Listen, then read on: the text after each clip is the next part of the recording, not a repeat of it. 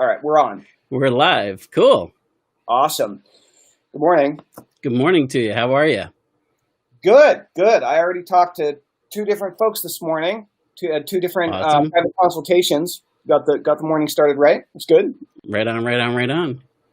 But I've got to say, I need some LED photo lights because I got these crazy giant photo lights a bunch of years ago. I won them in some crazy contest, and it was like before the really awesome LED ones, and I still have them. But they are so hot, especially in the middle of the summer. I'm like getting sunburned right now. It's completely ridiculous.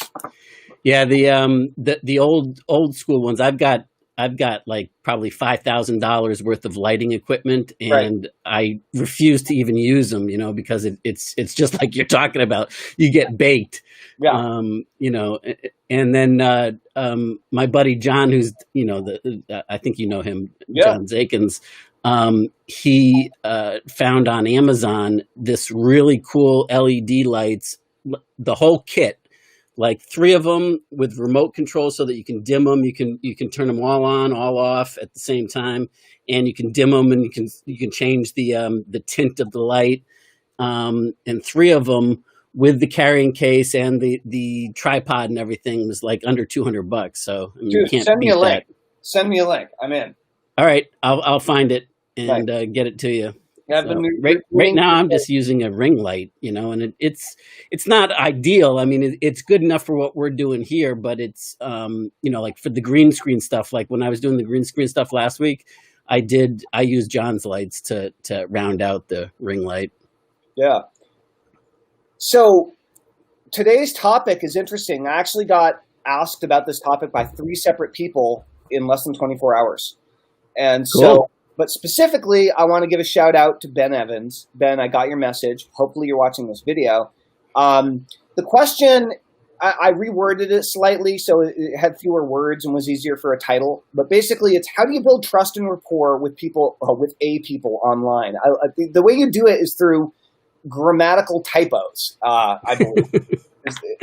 So actually, there's a lesson within the lesson here, ladies and gentlemen. Let me tell you, when I titled this, it was going to be like, how do you build bond and how do you build a relationship and a bond with businesses or individuals online, or with a business or individuals online? And I erased it and changed it to how do you build trust and rapport with people online? But I left the A in there, and I guarantee that this video is going to get more views because of that, of the grammatical error, than it would if it had been accurate. Okay, that's and that's funny. the lesson within the lesson. It's a very important copywriting lesson. If you 5 to 10%, I think it's 5 to 8% of your long copy has errors, spelling or grammatical, it catches the eye. And even if people don't realize it, they'll reread the sentence a few times just trying to make sure they read it the right way. They might complain to you about your grammar, and at that point, you're in a conversation with them, which is probably what you want in the first place. Yeah. Right? So it's a really powerful way of increasing your conversion with a very unlikely tool, which is misspellings and poor grammar. Yeah, I don't remember whether it was Ted Nicholas or Joe Sugarman. I think it might be Joe Sugarman, but either it's one of those 2 brilliant guys that they ran an ad accidentally that unintentionally had typos in it, and instead of reworking it when people were calling in to complain, they turned it into a contest. Circle the typos and send them in to us, and whoever can find all of them or whatever gets some sort of a gift. And actually, what ended up happening is that in the process of reading every single word of the marketing piece, they sold a ton, and at the same time it was an engagement tool, so it's right in alignment with what you're talking about there. Yeah, it's almost like a crossword puzzle, right? Right. That's cool. So the lesson here wasn't really supposed to be a copywriting lesson, but hopefully somebody will try this in their next Facebook post or email or ad or whatever, and we'll see what happens. Bianca says that she didn't even notice the A. That's right. So awesome. So what we do want to talk about is how to build trust and rapport online. So Ben asked the question, but here's the thing. earlier today, I'm not going to name any names. I spoke with two of our viewers and two of our fans, and one of them is working in network marketing and MLM and has a huge background in sales, but only started with this MLM at the very beginning of Corona. And the problem is this particular MLM is not mostly online driven. It's mostly face-to-face driven. Mm-hmm. And so he was kind of shattered when he discovered that his many years of face-to-face sales experience were basically going to become worthless, or so he thought, trying to sell this MLM because he's been stuck at home under quarantine for 3 months. Right. So we had a conversation about how to build trust and rapport online in a similar way as you would in a face-to-face sales environment. How do you do that in an internet environment, right? And it's a very good question that until you know the answer, it seems very elusive. We're going to talk about that today. Had another guy who has a ton of experience working in corporate, right, with debt collection and landing big corporate deals, but doesn't have experience building an email list, building a fan base, building a leverage, a large-scale bond, rapport, and trust. Yep. This guy can land deals. This guy has been a debt collector. He's in the debt collection business. And he wanted to know, hey, how can I build a relationship and connection with my ideal market if they're CEOs or if they're high-level business owners? Won't it be different in that case? And interestingly, in all three of these examples, the question is the same. It's how do you build rapport and bond and trust with a potential customer or client using the internet, right? That's the question. Fortunately, Joshua and I have been doing this for cumulatively almost 40 years. I think we were at 37 years or something when we added up, something in that zone. So let's talk about it, Joshua. Like, what are some of the high-level principles or ideas that you would teach someone about how to build trust and rapport with people online in a similar way as you would in a face-to-face environment? How do you get there? What needs to be done? What are some of the obstacles and challenges? What are some of the things to think about? I think the biggest obstacle and challenge to overcome globally is this concept of that somehow gravity doesn't apply in the online world. That it's supposed to be push button everything, and it's supposed to be automated everything, and that the only thing that matters is technology and funnels and this type of thing and advertising and those types of things as the fundamentals. Like, tell me what dial to twist or what button to push that's going to magically make it all happen. And at the end of the day, it's always based on relationships. It's always based, every sale takes place based on a personalized relationship. Now, whether that's a mental conversation, and very often it's a perceived conversation or mental conversation of the relationship. Mm-hmm. And when it happens online, I think the biggest challenge is to not get stuck in the need to force everything to be automated, to use technology, to fall into these things. And we suspend just good judgment. And like the perfect example is network marketing and MLM in the offline world versus the online world. Actually, people that have primarily an offline presence in network marketing, and this applies to literally anything really, do a lot better transferring that to an online environment. Whereas when you get enrolled in a MLM or network marketing that is in their whole pitch is, you don't have to talk to anybody, no meetings, no calling people up, and it's just automated everything. And you just send them to the special website and, bada bing, you're going to get rich overnight. And the systems take care of all of it, which in a perfect world is truthful to a degree. However, it's not serving you. So like the the person that is really good at building rapport and relationship offline, if you can follow some of the things that we're going to give you guidance online here to systemize it and start with it in like hand-to-hand, one-on-one type outreach, and then transfer that over to other things. I mean, it's not unlike what Telman and I are doing right now and have been doing for the past, 5-6 months of building our following, doing these live streams. It started as a complete ghost town, and then gradually we got a certain set of followers and a certain, and we knew how to serve them better and interact with them better. So it evolves over time, and it starts really kind of hand to hand. I mean, like if you recall some of our early conversations, it's like, hey, put in the comments this, or reach out to me via direct message, and let's see if we can't continue the conversation or have, before it moves into anything automated. Because frankly, we don't know what is going to be serving people yet, because we need to know what people find value in. So I've now monologued for too long, so I'm going to turn it back to you. All right, now it's time for a tell monologue. So,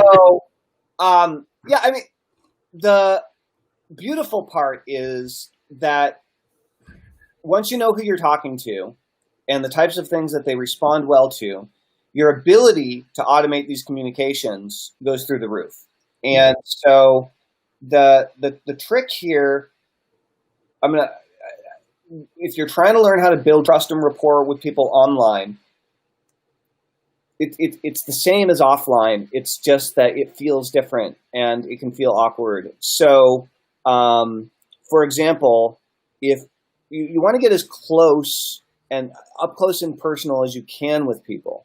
So one way to build trust and rapport with people online is to live stream every day.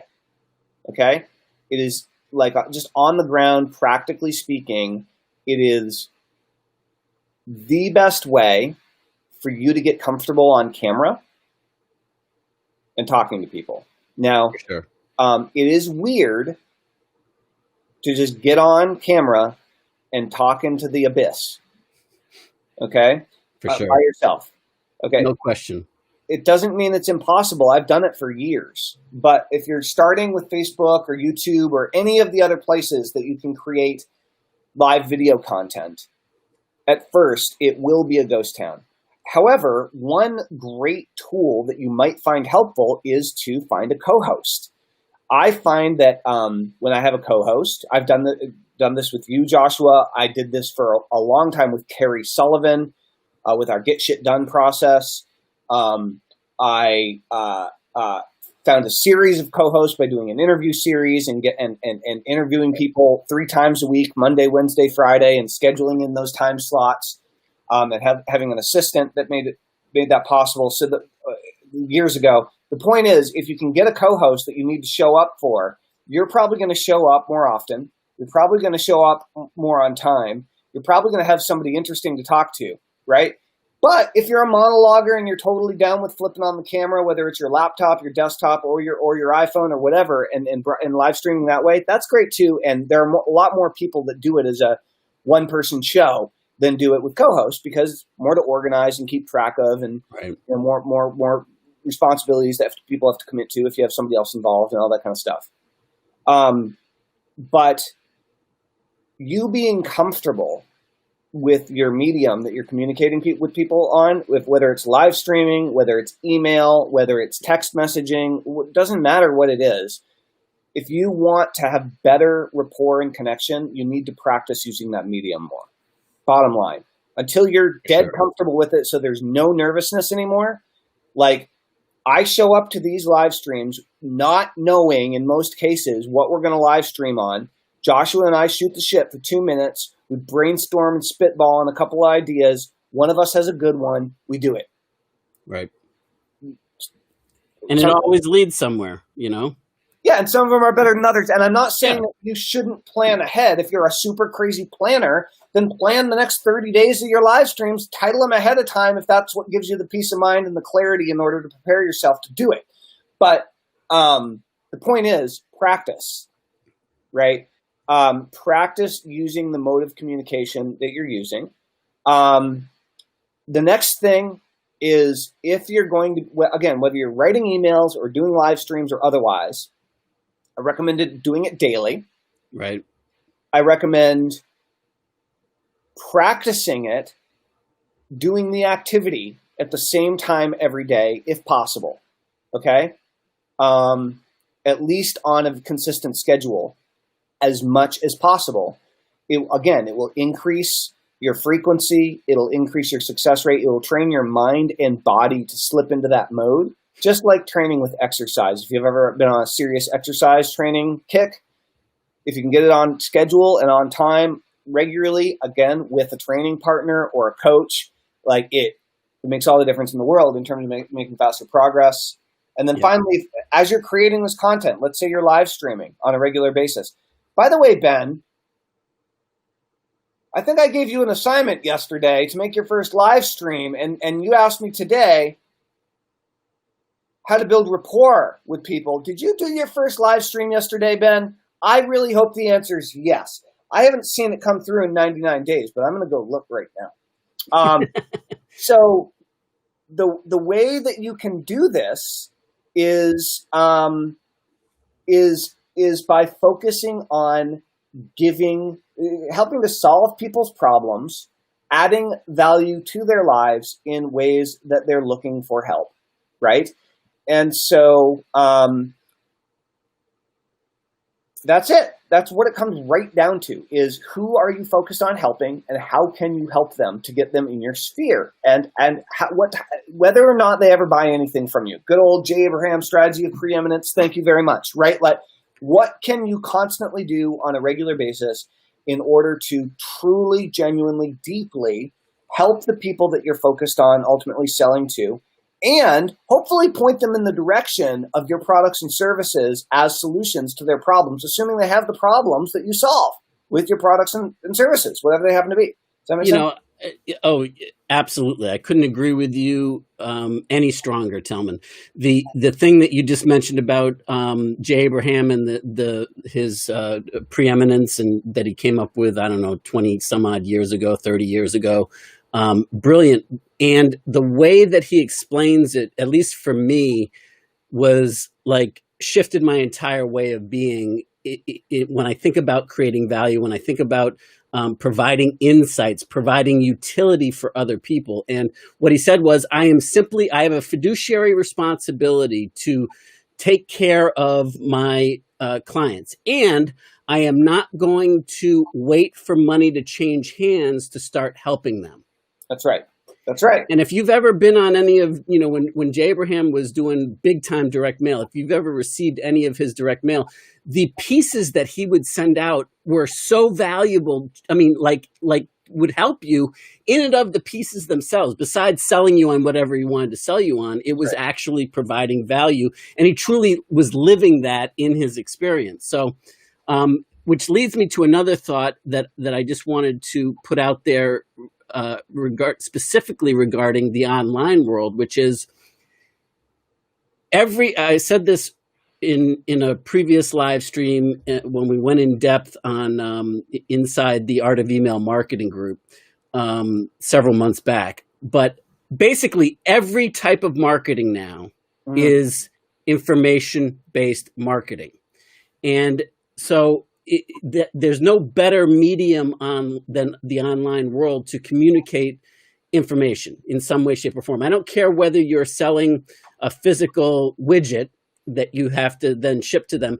The concept is that you've got information that you need to share. Now, if you're really taking this to heart, two things need to happen. One, you need to acknowledge that it's just not any old information. It's got to be insight-based. And when I say insight-based, what I mean is that it's got to have some utility to it, meaning that somebody can take an insight and they go, holy shit, I didn't know that about that. And they can then, they decide that they receive some value, some utility that they can then apply that in their life to getting something that they want to get out of it.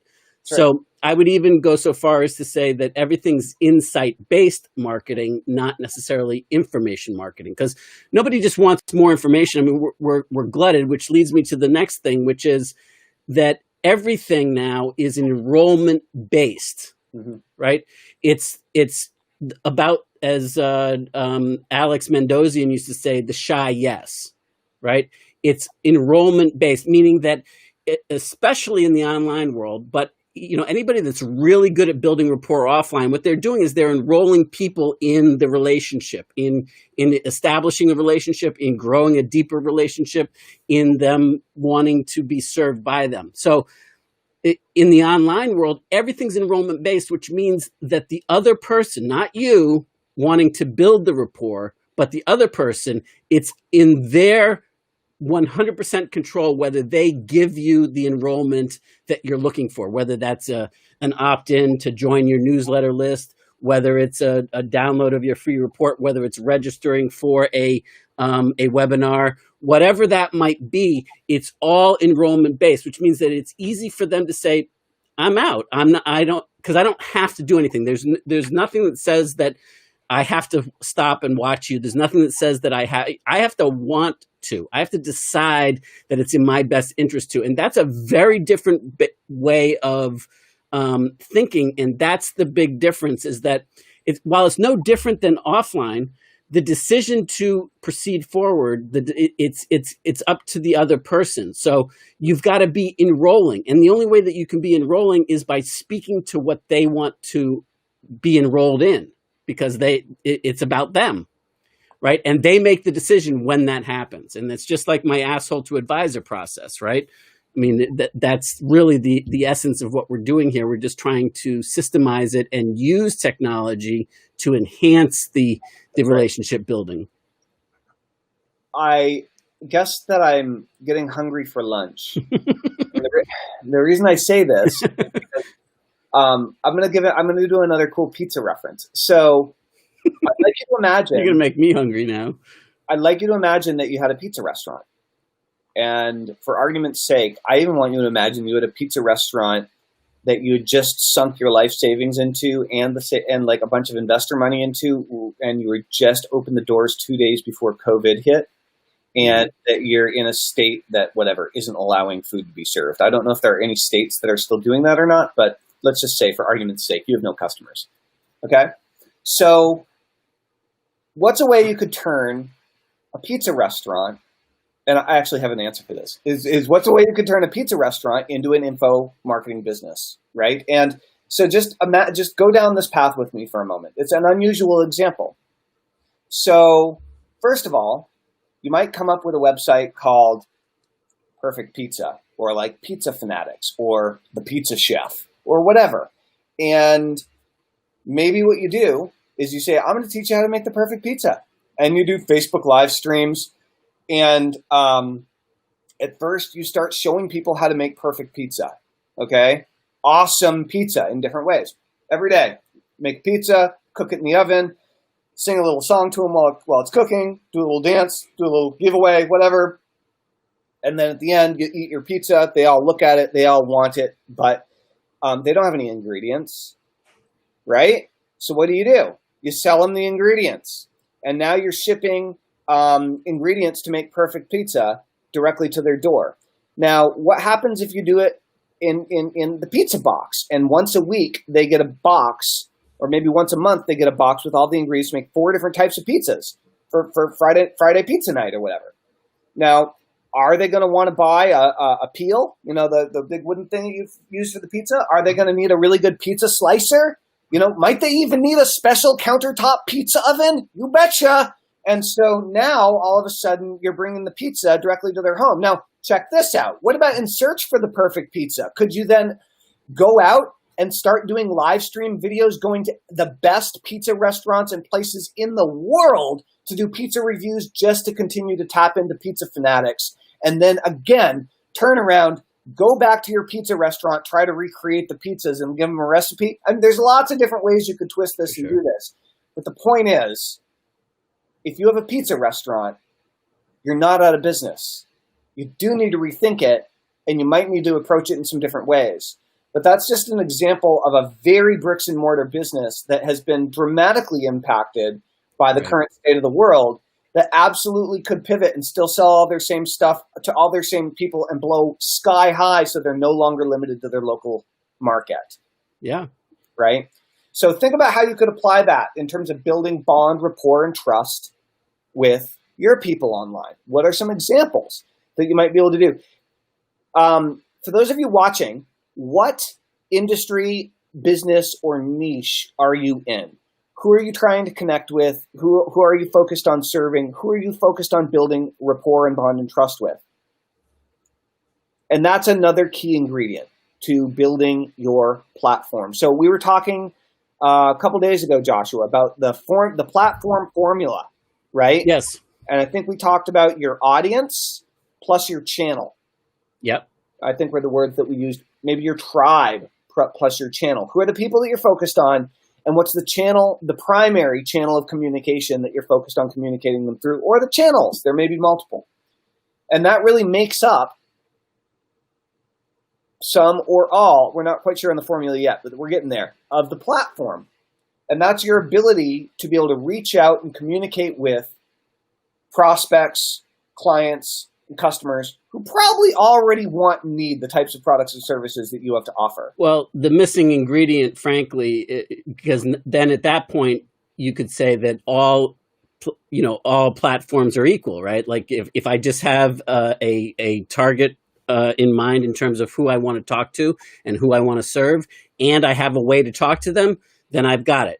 And in fact, then it has to do with the third key ingredient, which is, how do you build relationship with them so that they're happy to hear from you, through whatever that mechanism is that you're talking to them, so that they're excited to hear from you, so that they are anticipating the next communication.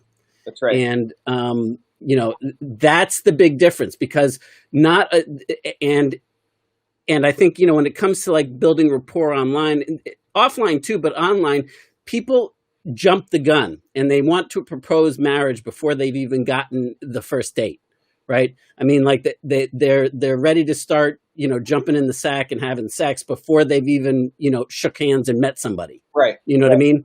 And there's a process and unfolding that has to happen. And, that's where the A to A process comes into effect, in terms of just monitoring how somebody goes from complete stranger to, trusted advisor consigliere status, where they're willing to take your advice on anything because it's coming from you, basically.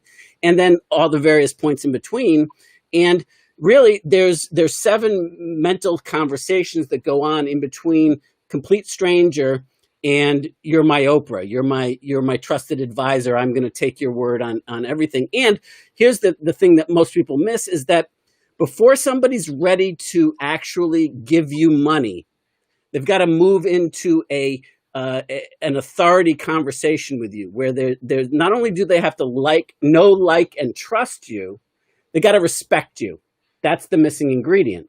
And that means that they've got to shift into an authority-based, where they see you as some sort of an authority on the subject matter.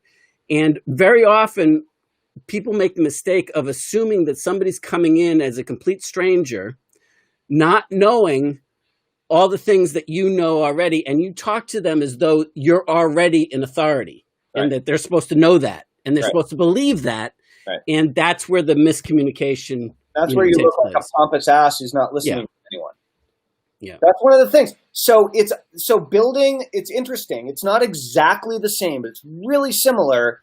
Building connection with people online, building rapport and trust with potential clients and customers online is very, very similar to dating and building relationships with new people that you're meeting in a romantic sense. Because like, you're not asking him or her to give you a bunch of money, hopefully, in a romantic, dating scenario or situation, but you're asking for something potentially like more valuable than money, which is their time and their personal attention. And going from a dating app where you just met someone to actually spending time together and then perhaps getting romantic. Like that's a bit, there are several steps along the way that you have to get right?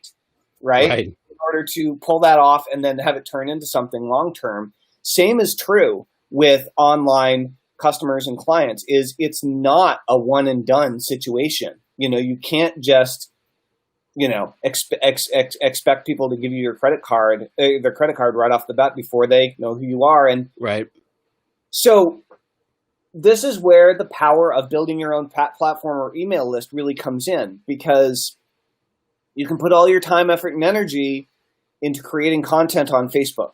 You can put all your time, effort, and energy into creating content on YouTube or on LinkedIn or on Twitter or on TikTok or whatever, right? And at some point, whatever social media platform you're using, whatever social media tool you're using, their algorithm is going to change, or they're going to shut you down. One of those two things is going to happen. For sure. Either you're going to screw up, probably unknowingly, and you'll get your Facebook account shut down. You'll get your Facebook ad account banned. You'll get your YouTube account shut down. You'll have your Twitter. Like, these things have all happened to Joshua and I. And sometimes you'll get them back and sometimes you won't. And so what you want to do is use those channels that you're initially using to build rapport and bond and trust, use them to drive people into your email list, into the next step, so that you now have direct ability to control the communication flow outbound to them. Facebook can't change the algorithm on that, right? You own your email list. So, and do your best to make it enrollment based. That's right. So that it becomes at the service of others. It becomes their idea. Not only do they want it, but they make the decision to move forward.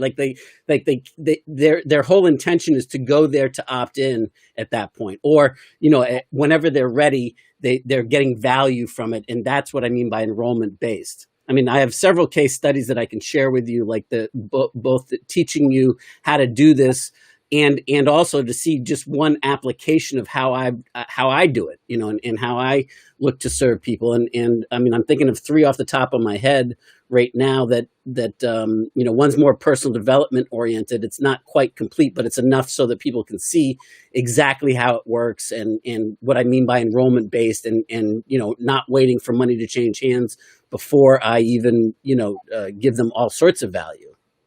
So how about this, guys? First of all, if you have questions or challenges around building rapport and trust and a bond online, because it is a different game than doing it face-to-face or in person. If you have challenges around this and you want help solving them while increasing your following all at the same time, type trust. Just type trust into the comments and then shoot me or Joshua a private message, and we will give you all of those links, right, to where you can check that out. As well as if you are liking this idea of building your platform, building your audience, and doing that in a way that really creates leverage, so you're not stuck just doing one-on-one conversations all the time in order to grow your business, then we'll give you a link to Joshua's platform assessment tool that he set up to really help you get thinking about your own platform and the ways in which you can focus your mind so you can start growing it and really growing your influence and ability to increase your income as your following and as your tribe begins to grow bigger and bigger. So just type trust into the comments, and we'll send you the links to those case studies and the platform audio. Yeah, and if you're watching this on rebroadcast, sometimes we don't get notified of the comments. So just shoot us a private message and let us know that you're interested in seeing what that's all about. Exactly. So, there are so once you start, and hey, maybe you already know exactly what the wants, needs, and desires are of your perfect customers because you've been selling to them in an offline environment for years. You mentioned this earlier, Joshua. Right. I spoke with someone who is in network marketing, and he's like, I'm doing all this stuff on social media and Facebook. I'm making posts, I'm making videos, but nobody's buying anything. Nobody's signing up for my opportunity. I'm like, well, Are you just trying to sign them up for an opportunity straight away? And he's like, yeah, nobody's signing up. I'm like, that's because they don't sign up for the opportunity. I asked him, what did you do before you signed up to this network marketing company? And he said, I was in sales for 31 years. I'm like, he's like, it's just totally different online. I'm like, great. Could you teach network marketers how to be better at sales? He's like, absolutely. I'm like, maybe you should start there. So they're opting in to learn something from you personally before you have any mention of the network marketing opportunity that you're involved in. How's that sound? And ding, the light bulb, went on. Yeah. So that's the thing is the whole focus here is connecting with you. The whole focus here is how can you best serve your perfect people right now? That's the place to start. Yep. And then what you do is you start automating it. So let me just give you an example. Okay. So I'm going to give you an example for our customers first. So let's say we're talking about existing entrepreneur or business owner that has decided that they're going to scale their business online by building an online platform around it. They're kind of taking on the new world of internet business. They have an established business. They've been doing it for years. They're now ready to grow online. Corona was the impetus. So very common right now, right? Yep. So in that kind of situation, it's like, well, what do those types of people need to learn or figure out? Well, so here's some of the things that you need to figure out if you're in that situation. These are some really important pieces to the puzzle. You absolutely need to figure out who your target market is. Who are you focused on serving? And you may or may not get that exactly right as you get started. It is a work in progress and it will always be evolving, but you can learn some things and take your best shot and adjust over time. So who's the market? Who are you focused on? Where are your skill sets and abilities? How can you actually add value to their lives? You need to figure that out, right? You may need to ask them questions. You're also going to need to figure out your primary traffic source. Is it Facebook? Is it Twitter? Is it YouTube? Is it Instagram? Is it TikTok? Is it solo ads? Is it AdSense? Are you using Google SEO? What is the primary source of traffic where you personally are going to have the easiest time getting in front of your people? Okay. Right. You're going to need to choose an autoresponder so you can build your email list.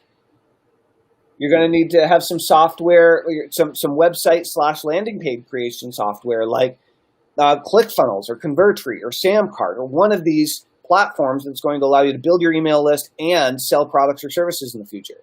Right. You're probably going to need a great webcam, mic, and or iPhone so you can start recording some videos. Or if you refuse to record videos, you're going to need to get good at writing, right? Starting a podcast is another option. But what method are you going to use to communicate, educate, and connect with your people? These are all things that you're going to figure out one way or the other if you build a successful online business using the principles that we're talking about here. But if you don't know what questions to ask yourself, if you don't know what you're even looking for, it's just confusing and it's hard to tell what order to do things in. So those are some examples that of questions we all need to answer for every new online business that we're starting up. And if you've never done it before, you'd be stuck. But hopefully, if you haven't done it before and what I said was helpful, it'll make a difference to you, right? It is definitely, those are entry-level suggestions when you're just beginning to get going online, when you're just bringing your business online for the first time. But if I knew that we were focused on helping existing email list owners in order to increase the results of their email list, the profitability and the growth of their email list, I would give a totally different set of hints, tips, and suggestions of ideas and concepts that would help to grow their business and do better. But it would be essentially over the head of everybody who's just starting right now, and they wouldn't have any idea what the hell I'm talking about. Right. So we go back and forth a little bit between existing entrepreneurs who are looking to build and scale online and then existing internet entrepreneurs that are really looking to explode, right? And very rarely do we work with people who are just starting their first business ever, right? Because there's so much to learn, and there really is. For sure. You said a mouthful. wicked mouthful. And all of it, I mean, at least in my estimation, extremely valuable from my point of view. The other thing that I think is a useful way to look at this when you're trying to think about what could I provide in the way of value and how could I, entice people to enroll in moving forward in deepening the relationship, the rapport, and have it be on their terms so it's their idea, is to think in terms of, in addition to the solutions that you have that's part of your stupid human trick, is to think about, I love this particular question. What is the thing that they think is the problem, but it isn't really the problem? And if they knew what the true problem was, that they would, be able to move forward in whatever that challenge is in their life. And very often, I don't think I could make the flat statement saying all the time, but I don't think I've ever found a situation where I couldn't dig deep enough to find out what that is for a particular situation. But there's usually something that is a mistaken concept or an idea that is a false belief that is unnecessarily limiting them from moving forward because they believe that it is set in stone this way. That's right. For whatever the topic is. And if they knew, and actually that is their real problem. It isn't getting more, tactical information or whatever. The real problem is solving the upstream problem or the root of the issue, as opposed to just dealing with the symptoms of the issue. That's right. And so if you speak to that, now all of a sudden you're providing insight to people. You're giving them like, holy shit, I didn't know that. And if they can get that on their own, and you can lead them to those insights, and by not just cramming it down their throat, saying that's not the real issue, is to let them evolve on their own and discover it for themselves, even though you've engineered the discovery process over time. That's right. That it does that. That's what I mean by providing an insight to people. When you say insight, like when somebody says to you, holy shit, I didn't know that. It can be about a problem. It can be about a challenge. It could be like even a problem that they didn't even know that they had. Right. And that they think the problem is this, and really the problem is that. And until they deal with that, you can continue to bang your head against the wall. Nothing you try is going to fix it. You know what I mean? It's the zero factor. And it's, comes back to what we talked about several weeks ago with painting over rust, right? Like no matter how you dress it up, no matter how good the paint is, no matter how fancy you are and what a great artist it is to paint on top of that rust, if you don't clean off the rust first and get down to the raw metal before painting it, very soon that rust is going to bubble back to the surface, and it's going to be like you didn't paint it to begin with. So that's an example of, the problem not being the real problem. Yep, it's true. I mean, at the end of the day, building trust and rapport online specifically, the more interactive you can be with your people, the more you can genuinely listen and pay attention to their wants, their needs, their troubles, their issues, their challenges.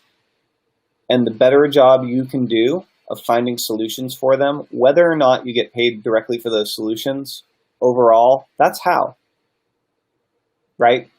The more responsive you can be, generally speaking, the better. The more you actually genuinely and deeply care and express that you care for your people, the more trust and rapport there will be. It's not about the tools. It's not about the email. It's not about the Twitter tweet, right? It's about whether or not you give a shit.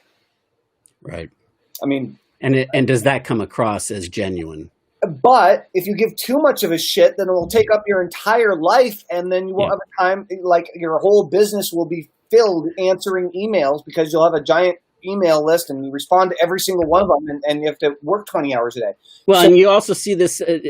Pardon me, but I think you brought up an extremely important point, and you see this a lot in the personal development, spiritual development arenas, where they build a large following, but they literally condition their list not to want to pay for solutions. Right. They literally have this scarcity mindset, and it's bred into the way that they're communicating with them, such that there's no, like, it's an apology when you make an offer to them. And it's really something important to think about. I'm not saying don't serve them, because obviously this whole thing is based upon service, but you really have to think about how you deliver the value so that you're not conditioning, you're not culturing into the very list the need for, like, never to buy anything, or never to do business further, or never to invest in themselves, to shortcut the process and to speed up what they want to know, because that's important, right? Like, whether you're marketing with insights a physical product, a widget, or whether you're doing some intangible type product like a training or some sort of educational component or like that, you still need to give them the belief that investing in themselves to improve whatever it is, whether it's the widget or whatever, is a smart decision. And if you don't believe it is a smart decision, stop selling whatever it is that you're selling, because you don't believe in it and it isn't serving people. Right. And if you do believe in it, then it's a no-brainer. Mm-hmm. It makes sense, right? So anyway, I just wanted to add that in. It's true. It really makes a big difference when you're using these elements and principles. It's so.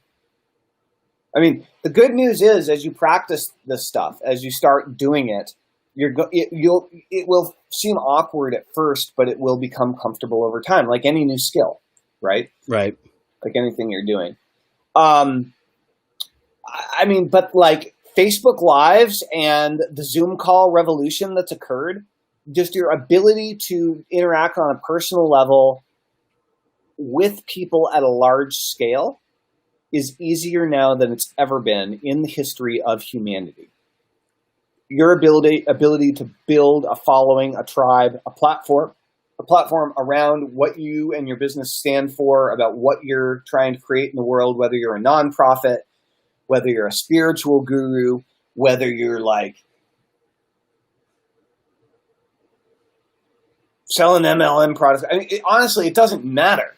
What does matter is whether or not you're just in it for yourself, or whether you're genuinely in it for your people. And if you're genuinely in it for your people, you're going to find you're going to have a much better time, a much easier time, a much more rewarding time building your business. And I would suggest that if you really have a hard time with this, I'd read some books on leadership. Mm. And the reason is because you're going to need leadership skills to build your team, and you're going to need leadership skills to lead your tribe. Watch some TED Talks, pick up some books on Amazon, listen to some books on Audible, like get your leadership brain working, because if you're having a hard time getting people to get on board with what you're working on, chances are that your vision isn't very clear, or it's not being communicated very clearly. If people aren't responding well to your message and aren't saying, hey, I want to learn more about that. That sounds really cool. And that comes with practice. It really does. For sure. Awesome. Well, if you're interested in building more trust and rapport with people online, then type the word trust into the comments. We have 3 great resources that we'll share with you.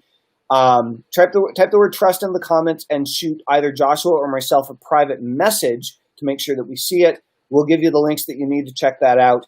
And again, if you're watching this, on the recorded version, then definitely shoot us a private message, one of us, so that we can actually be notified of it. Because oftentimes we don't even see the notification of comments after after the live is done. Exactly. Awesome. Well, Joshua, thanks for another great live stream. Likewise, man. All right, everybody. I hope you have an absolutely fantastic afternoon, and we will talk with you soon. See ya. Over and out. Bye.